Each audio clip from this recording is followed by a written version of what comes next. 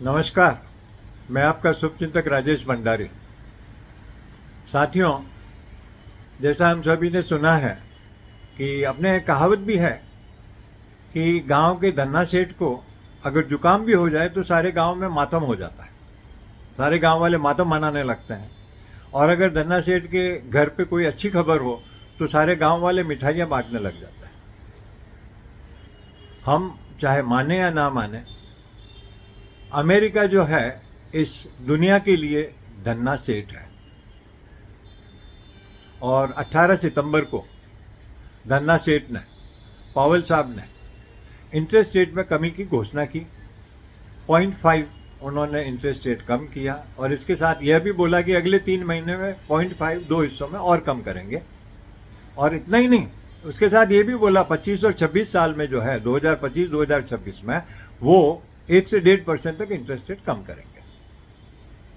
धन्ना सेठ की यह खबर सारी दुनिया में नेचुरली हलचल मचा दी है उसने, और खलबली भी मचा दी है। क्यों? कि हर देश को अब इंटरेस्ट रेट को कम करना होगा। इंटरेस्ट रेट कम करने के कई फायदे भी हैं, कुछ नुकसान भी है। तो चलिए देखते क्या है।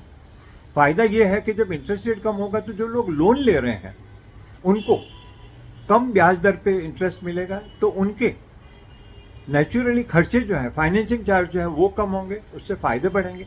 फायदे बढ़ेंगे तो नेचुरली उनका स्टॉक मार्केट में वर्चस्व भी थोड़ा सा बेटर होगा, बॉन्ड यील्ड बढ़ेगी, प्लस इकोनॉमी ग्रो करेगी। क्यों? कि सरकार भी ज़्यादा पैसा खर्च करेगी और प्राइवेट वाले भी ज़्यादा पैसा खर्च करेंगे। लेकिन एक नुकसान भी है, और नुकसान ये है कि जिनकी एफडी है उनको जब इंटरेस्ट कम मिलने लगेगा तो उनका एफडी के प्रति इंटरेस्ट जो है वो कम होगा, और वो अपनी एफडी को तोड़कर दूसरी तरफ कहीं पैसा लगाने की सोचेंगे जहां उनको ज़्यादा रिटर्न मिल सकता है। और ये जब इंटरेस्ट रेट कम हो रहा है तो शेयर मार्केट में उछाल आना स्वाभाविक है, तो इसलिए लोगों का रुझान उस तरफ होगा। वैसे अभी हाल ही में आपने सुना होगा कि हमारे आरबीआई गवर्नर साहब जो है उन्होंने एक बड़ी चिंता व्यक्त की थी। वो ये कि बैंकों का ग्रोथ जो है, एफडी जो है, वो लोग एनकैश कर रहे हैं, उसकी ग्रोथ में कमी आ रही है। सेबी के चेयरपर्सन ने भी ये चिंता व्यक्त की कि युवा जो है अपना पैसा शेयर मार्केट में लगा रहा है, ज़्यादातर एफ&ओ में लगा रहा है, और 90 to 95% लोग लूज कर रहे हैं। ये बड़ी चिंता की विषय है। तो आप देखिए कि everybody is in lose lose situation. क्या इसका कोई उपाय है? निश्चय ही इसका उपाय है, यदि हम इस चीज को कायदे से करें तो। अपने यहाँ एक कहावत भी है, कायदे में रहोगे तो फायदे में रहोगे। अच्छा, क्या आपको मालूम है कि आप कितने शक्तिशाली हैं? जी हाँ, मैं मजाक नहीं कर रहा हूं। आप सही में बहुत शक्तिशाली हैं, और आपके पास में दुनिया भर की अदृश्य शक्तियां हैं। नहीं मालूम? मैं बताता हूं आपको कौन कौन सी शक्तियां आपके पास है जो कि हर समय आपके लिए काम करने को 24/7 काम करने को तैयार है। वो है आपका मन, आपकी सोच, आपका विचार, आपका संयम, आपकी समझ, आपका ज्ञान, आपकी बुद्धि। आप अपनी इन शक्तियों का अगर सदुपयोग करते हैं तो राम की दिशा में जाएंगे, और अगर दुरुपयोग करते हैं तो रावण की दशा में जाएंगे। तो चलिए अपन देखते हैं कि ये कायदे में रहने के हिसाब से जब अपने को इन शक्तियों का सदुपयोग करना है तो हम कैसे इनको कायदे में रहकर कर सकते हैं। तो कायदा नंबर 1 कि इन सारी शक्तियों का आपको सदुपयोग करना है, और इस सदुपयोग के साथ आपको, अगर आप शेयर मार्केट में आना चाहते हैं तो आपको शेयर मार्केट के बारे में जानकारी लेनी होगी, विस्तृत जानकारी लेनी होगी, जो आपको समाचार पत्रों से, टीवी चैनल से, न्यूज़ से मिलेगा।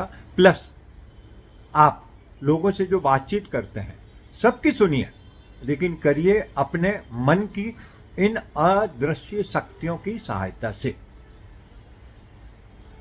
जब आपको लगता है कि आपको समझने लग गए हैं शेयर मार्केट के बारे में, तो आप मॉक ट्रेडिंग करिए थोड़े समय के लिए। और मॉक ट्रेडिंग में जो भी आप सेलेक्ट करते हैं, जो स्क्रिप्ट सेलेक्ट करते हैं, जो भी है, उसमें देखिए कि उनका मूवमेंट कैसा है और आपके सिलेक्शन किस बेसिस पे होने चाहिए कि भाई अभी क्या चल रहा है, आने वाले समय में क्या चलेगा, और उससे भी आगे वाले समय में क्या चलेगा। सरकार अपना पैसा कहाँ कहाँ खर्च कर रही है, प्राइवेट वाले कहाँ पैसा लगाएंगे कि दुनिया में किस चीज़ की डिमांड बढ़ेगी।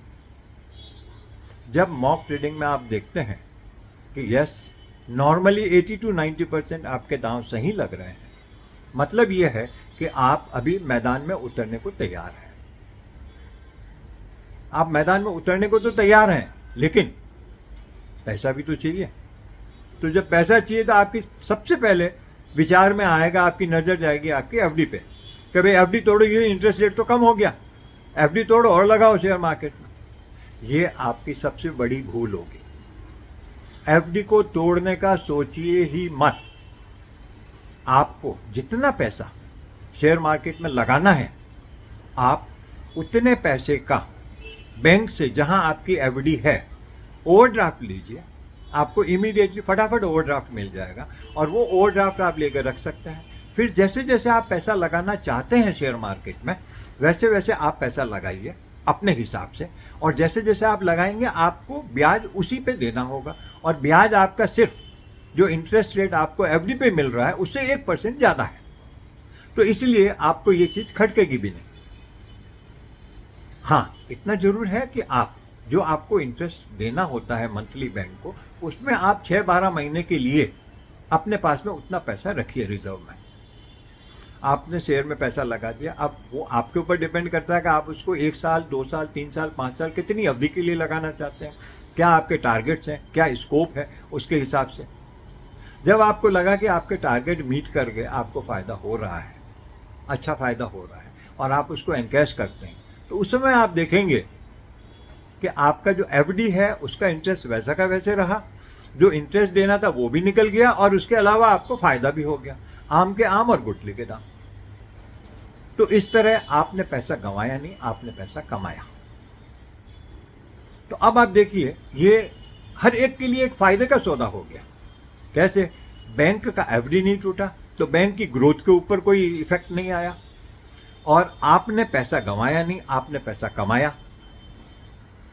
और आरबीआई गवर्नर साहब जो हैं, उनको ये चिंता नहीं कि भाई बैंक की एफडी टूट रही है, और सेबी चेयरपर्सन की भी ये चिंता नहीं करे आज का युवा जो है पैसा कमा रहा है। नहीं, उनको खुशी होगी कि पैसा कमा रहा है प्रॉपर वे में, तरीके से, इन्वेस्टमेंट के हिसाब से, न कि स्पेकुलेशन के हिसाब से। तो यहाँ पर ये चीज़ जो है हर एक के लिए एक विन विन सिचुएशन है। Yes, it's a friendly WWF, that is win win financing, कि जिसमें हर किसी को फायदा ही फायदा। क्यों? कि हर कोई रहा कायदे में तो होगा फायदा। तो रेट कट बाय फेड आपके एफडी के लिए is good and not bad. दोस्तों, अगर आपको मेरा यह वीडियो उपयोगी लगा तो काइंडली इसे लाइक करिए, कमेंट करिए, और अपने मित्रों के साथ शेयर भी करिए। नमस्कार, आपका शुभचिंतक राजेश भंडारी।